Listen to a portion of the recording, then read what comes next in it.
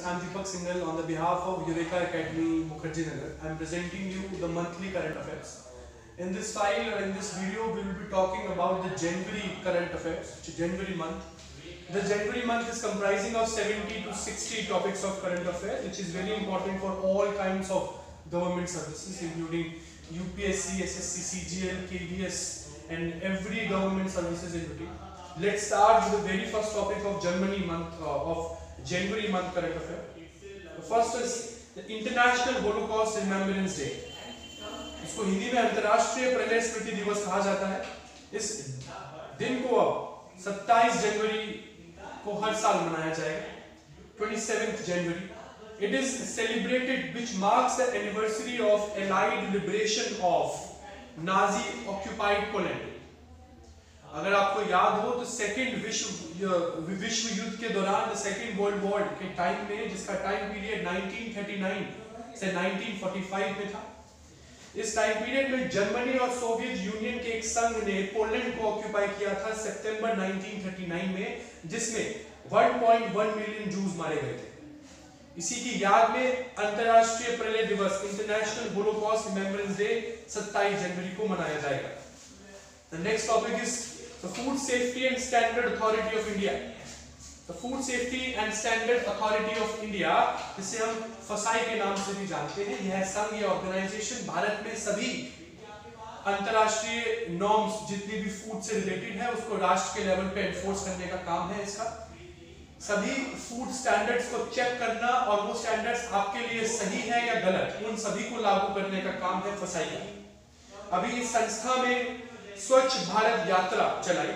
स्वच्छ भारत यात्रा जो कि एक 100-day कस्टमर आउटरीच प्रोग्राम है. Under this customer outreach program for 100 days, the representatives from FASAI, they reach to each and every customer, explaining them about what is the main thing that you should eat and what things which can deteriorate your health and you should avoid eating them. In this video we will be talking about what the FASAI did and what it did not. सबसे important topic जो फसाई ने स्वच्छ भारत यात्रा में enforce किया था, that is related to trans fat. That is related to trans fat. Trans fat की मात्रा जिस भी खाने में ज्यादा होती है, जनरली ये मात्रा ज्यादा आपके फास्ट फूड्स में पाई जाती है, जितने burger, chow mein and everything related to that. It has a higher quantity of trans fat which can actually increase your weight.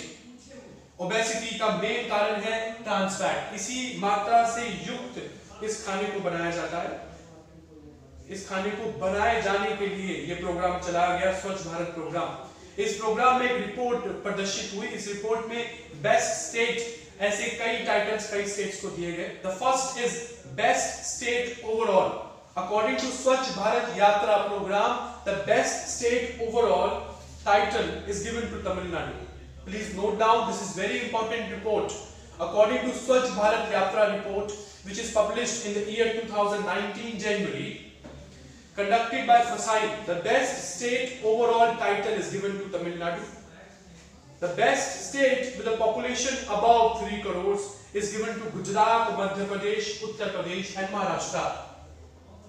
Gujarat, Madhya Pradesh, Uttar Pradesh and Maharashtra. These are the best 4 states which is given the title of best 4 states above the population of 3 crores. Above the population of 3 crores. This title has been given to comprise of 4 states: Gujarat, Madhya Pradesh, Uttar Pradesh and Maharashtra. The best state having a population less than 3 crore, this title is given to Punjab, Goa and Delhi. These 3 states, they are enjoying the title of best state having population less than 3 crores, that is Delhi, Punjab and Goa. The next is under the Swachh Bharat Yatra, there are some categories of special awards. The question generally asked is that under the category of special awards, which of the following states are given the awards? The special award category under which, the special award category under this category, the states like Meghalaya, first, Jammu and Kashmir, Uttarakhand, they were given the special awards because they participated in the Swachh Bharat Yatra in spite of the difficult and hilly terrain that all these states are living. In spite of these difficulties, all these states, they participated with the full enthusiasm, because of which the special awards are given to them. The next is the World Steel Association, Vishwa Ispat Sangh. World Steel Association, Vishwa Ispat Sangh. This is the organization which at the international level, it inaugurates and also implies all the norms and rules related to steel trade. Those industries under which the steel as a raw material is being used, all the rules and regulations in all these industries is regulated by World Steel Authority. विश्व इस्पात संघ, ये वह संघ है जो विश्व में सारी स्टील के, इस्पात के व्यापार को कंट्रोल करता है एवं सारे रूल्स एंड रेगुलेशन इस्पात के व्यापार से संबंधित लागू किए जाते हैं। इस रिपोर्ट के अनुसार, इसने अभी एक रिपोर्ट जारी करी जिसके अनुसार चीन पूरे विश्व का सबसे ज्यादा उत्पादन करने वाला, इस्पात का उत्पादन करने वाला देश बना। चाइना के बाद हमारा भारत दूसरे स्थान पर आता है। It is the second largest producer of steel.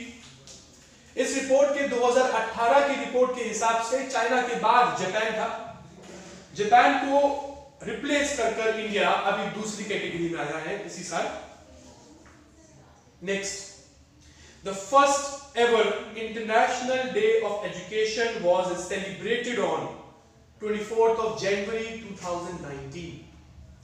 As per the resolution which is passed by United Nations General Assembly, as per the resolution passed by United Nations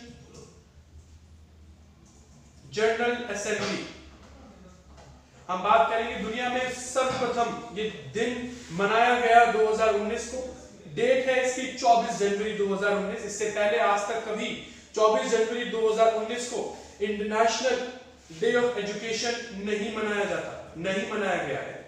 2019 वर्ष के बाद ही संयुक्त राष्ट्र की महासभा, जो कि बहुत ही इंपॉर्टेंट ऑर्गेनाइजेशन है यूनाइटेड नेशन में, इसमें एक प्रस्ताव जारी किया गया जिसके पास होने के पश्चात अब से इसी साल से 24 जनवरी 2019 पूरे विश्व में अंतरराष्ट्रीय शिक्षा दिवस के रूप में मनाया जाएगा।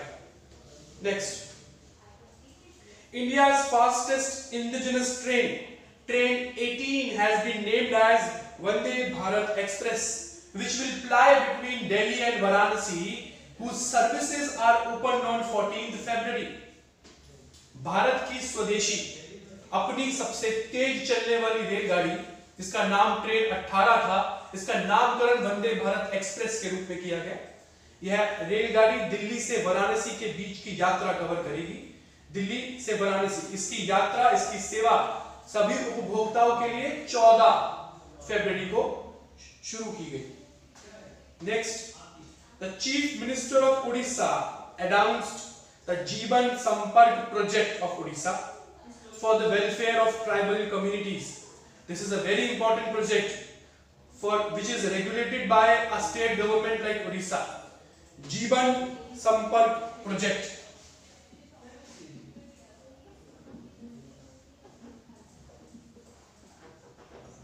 जीवन संपर्क प्रोजेक्ट, जीवन संपर्क परियोजना एक ऐसी परियोजना है उड़ीसा सरकार की, जिसको उड़ीसा सरकार ने अपने राज्य में रह रही सभी जनजातियों के लिए लागू किया। इस परियोजना के अंतर्गत सभी जनजातियां जिनका कोई भी कनेक्शन आउटर वर्ल्ड से नहीं है, उसको स्टैब्लिश किया जाता है। This is the most important project of Orissa government. इससे पहले भारत की कोई भी केंद्र के स्तर की ऐसी कोई योजना भारत में नहीं चलाई जाती है, ना ही कभी चलाई गई। जीवन संपर्क परियोजना उड़ीसा सरकार की इस दिशा में पहल है। Next, the government of Uttarakhand has obtained the permission to develop the tulip garden over 50 hectares of forest land in Pithoragarh district at a cost of 50 crores. It will be the second tulip garden in the country after the one which is located in Srinagar, Jammu and Kashmir. Tulip garden जो भारत में पहले Jammu and Kashmir Srinagar में हुआ करता था पहला tulip garden, अब भारत में दूसरा ट्यूलिप गार्डन भी बनाया जा रहा है, जो उत्तराखंड के पिथौरागढ़ डिस्ट्रिक्ट जिले में बनाया जाएगा। ये 50 हेक्टेयर फॉरेस्ट का लैंड लेकर, जिसकी कॉस्ट अराउंड 50 करोड़ पड़ेगी, इस कॉस्ट के ऊपर ट्यूलिप गार्डन को विकसित किया जाएगा। ये भारत का बनने वाला दूसरा ट्यूलिप गार्डन है। पहला जो कि श्रीनगर जम्मू एंड कश्मीर में है, दूसरा अब उत्तराखंड के पिथौरागढ़ डिस्ट्रिक्ट में बनेगा। Next, chief minister of Goa Manohar Parrikar inaugurated the Atal Setu project, which is located on Mandovi River in Goa, and this project will connect the central Goa, or the central means the capital of Goa, Panjim or Panaji, with North Goa. If you look at the geographical location of Goa and expansion, Goa has been divided into two parts, north and south. In order to connect the state capital, which is known as Panjim or Panaji, in other words, it will be connected to North Goa using a project of using a bridge which is known as Atal Setu project. Atal Setu project. अगर आप गोवा की भौगोलिक विस्तार देखेंगे तो गोवा के भौगोलिक विस्तार के हिसाब से गोवा को दो पार्ट्स में, भागों में विभाजित किया जाता है। पहला है उत्तरी गोवा, दूसरा दक्षिणी गोवा। उत्तरी गोवा को गोवा की राजधानी पंजिम और पनाजी से जोड़ने के लिए ये परियोजना गोवा सरकार के चीफ मिनिस्टर मनोहर पारिकर द्वारा चलाई गई, अटल सेतु प्रोजेक्ट, जो कि गोवा में बहती मांडोवी नदी के ऊपर बनेगा।